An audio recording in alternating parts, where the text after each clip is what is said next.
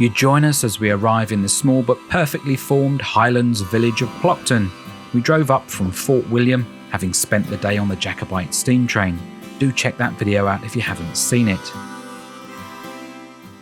So we're staying in the Haven, which is the hotel or guest house just behind us here in Plockton. And it's a really cute little fishing village. A lot of you may have heard of it from Hamish Macbeth. I've never seen it myself, but apparently that was filmed here. And very famous. A lot of people come here to see the village as a result of that. But the accommodation we've been staying in for 2 nights has been absolutely fantastic. So if you're coming to Plockton, would highly recommend the Haven.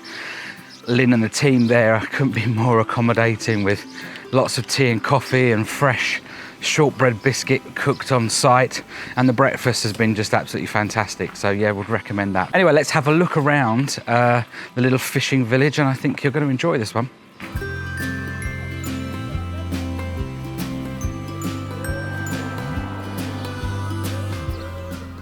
Is Plockton the jewel of the Highlands? It's often referred to as that. I guess it's in the eye of the beholder. This charming, picturesque village is wonderfully positioned on a sheltered bay with stunning views overlooking Loch Carron. You can catch a direct train from Inverness daily with ScotRail. This will take about 2 hours 40 minutes, and I imagine it's a pretty scenic journey. Prices start from £14.15 one way, and you can check out all the information on the ScotRail website. The village took shape in the early 1800s and saw it thrive from herring fishing by the 1850s. The local Plockton schooners could trade directly with Clyde due to their geographical position, and this in turn afforded them better pricing for a catch and allowed the fishermen more money to buy the important curing salt.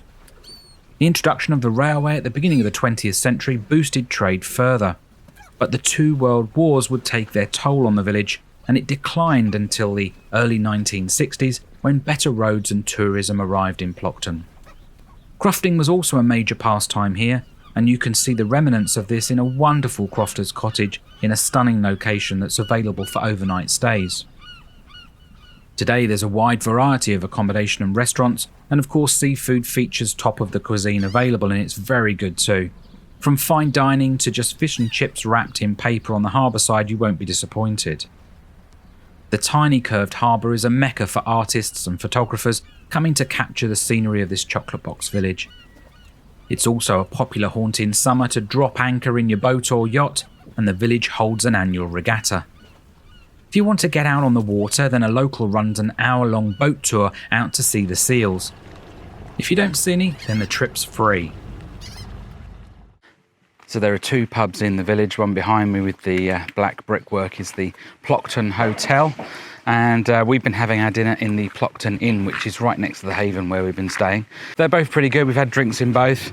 I would say probably the food at the Plockton Inn is a little bit better, although the Plockton Hotel does have a beautiful sort of outdoor deck. You can see just there, it looks out over the bay there, or the port area, and it really is quite stunning. It's a little bit grey and cloudy today, but yeah, very nice.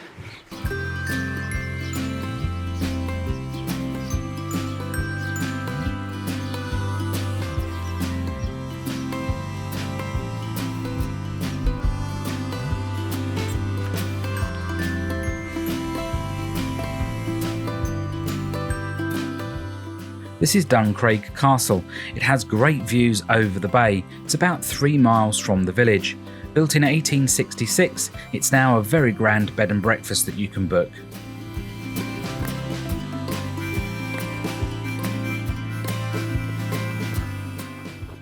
Plockton is very popular, particularly in the summer, and it's wise that you book your accommodation well in advance to avoid disappointment.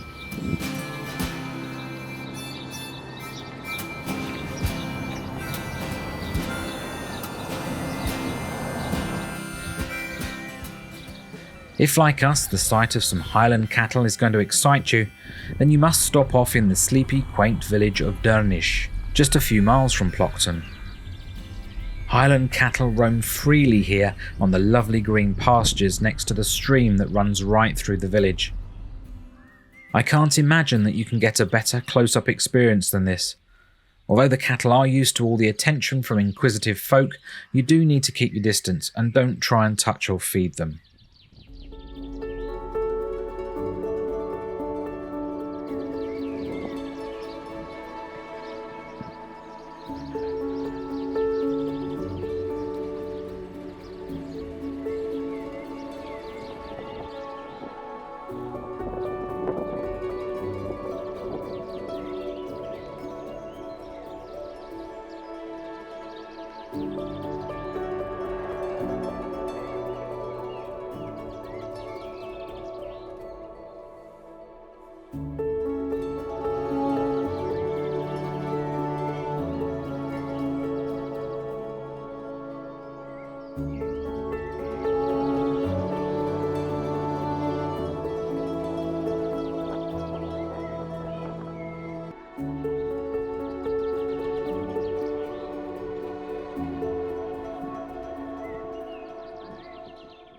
Plockton is part of the Balmacara estate, which is owned and managed by the National Trust Scotland. There are some amazing walks, whether woodlands, moorlands or coastal. You can check them all out here. A 25-minute walk from Plockton or a 2-minute drive is the start of a gravel path leading to the secluded Coral Beach, a great location for a paddle and a picnic. It's a little bit rocky towards the end as you scramble down onto the shoreline, but otherwise a pleasant walk to this interesting beach filled with what looks like tiny white coral rather than usual sand. It's actually dried calcified seaweed rather than actual coral.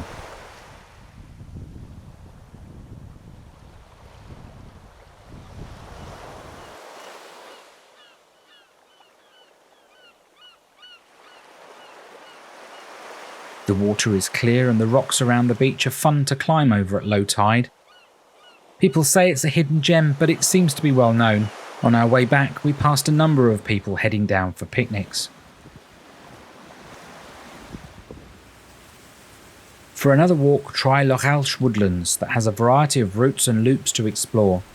It won't be long before you find little streams running over the rocks and all sorts of native and exotic plants, ferns and rhododendron.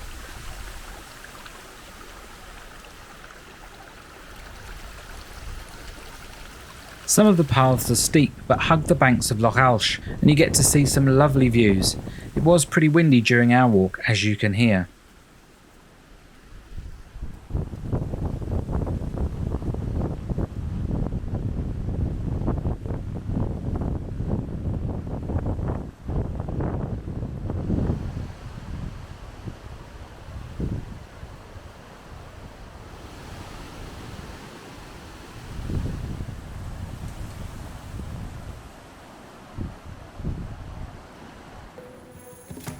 If it's a castle you crave, then Eilean Donan Castle is arguably the most picturesque and well recognised in this area of Scotland.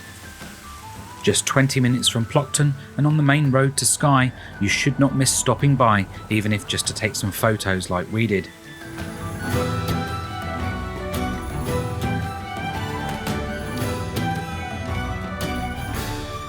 The castle is sited on a little island at the point where 3 lochs meet.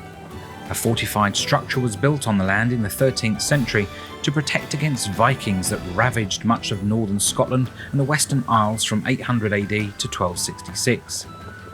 Interestingly, its size has varied over the centuries, with many modifications. In fact, what you see today was built in the 1930s, based on a surviving plan. The castle was destroyed in the Jacobite uprising and remained a ruin for almost 200 years prior to that. You can visit the castle, learn more about its history and see inside. All the details are on this website.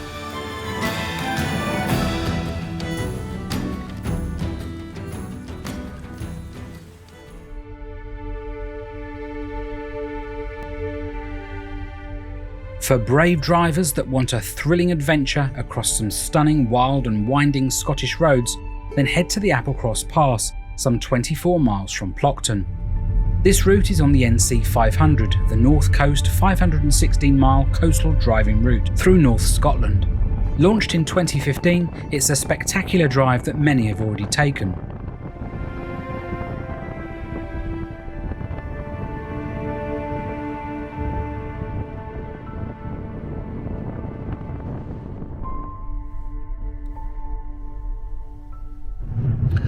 So the road's amazing, it really is, and it's only a single track, as you can see as we're heading on up. We've got loads of cyclists going up, which I think is mad because it's a hell of a steep climb up, but they're having a go, give them their juice, and the cloud is really thickening up and getting dark, but I think it's not going to come down to the road level, so we should be okay to get through, because sometimes you actually can't pass. The cloud gets so low, it's like a thick fog, and then you can't see where the next passing area is, so somebody could be coming towards you and you wouldn't know, and it gets really dangerous. So you've got to check those things out before you do try and make this drive.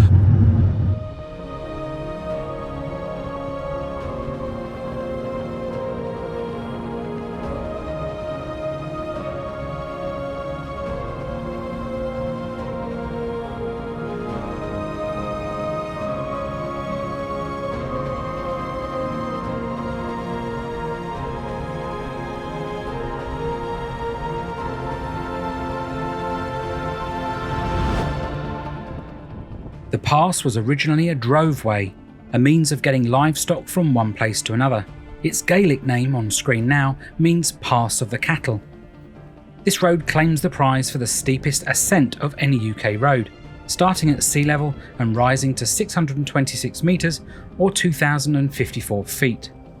It has some challenging bends and the weather changes fast, so you need to have your wits about you.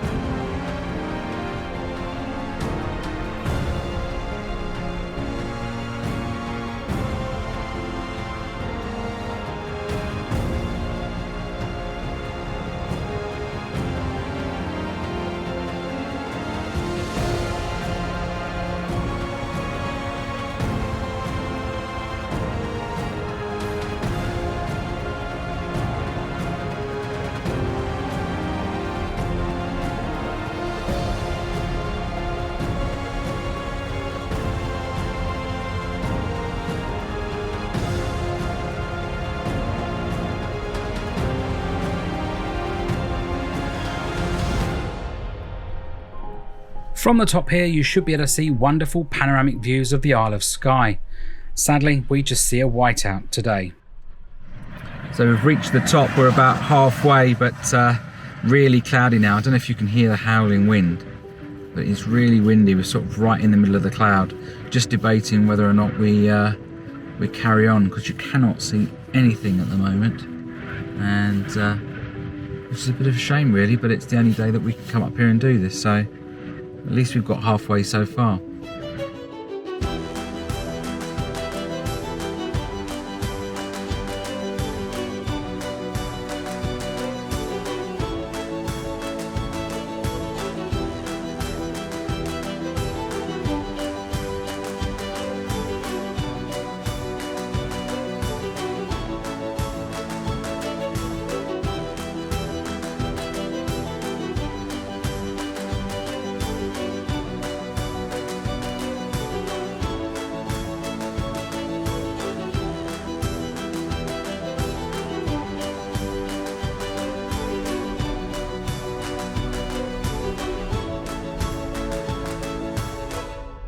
Absolutely pouring down now, but there we go, we have completed the Applecross Pass, as I think it's called, and made it to Applecross. There's not too much here, it's absolutely pouring with rain. There is a little inn which probably isn't open yet because it's quite early, and there's free toilets and a couple of little shops that don't seem to be open either, but we'll head back and do the reverse route in a minute. Our journey back was shrouded in more cloud, so it was nice to see some blue sky as we got back down onto the main road. Speaking of Skye, that's where we'll be heading next time. Join us again for another fun-packed episode on the Isle of Skye. There is so much to do, we'll be showing you everything over the last 2 episodes of our Highlands tour. Stunning vistas with challenging walks, wonderful seafood, the most amazing Airbnb, along with a couple of new friends. Make sure you subscribe and don't miss it. See you again soon.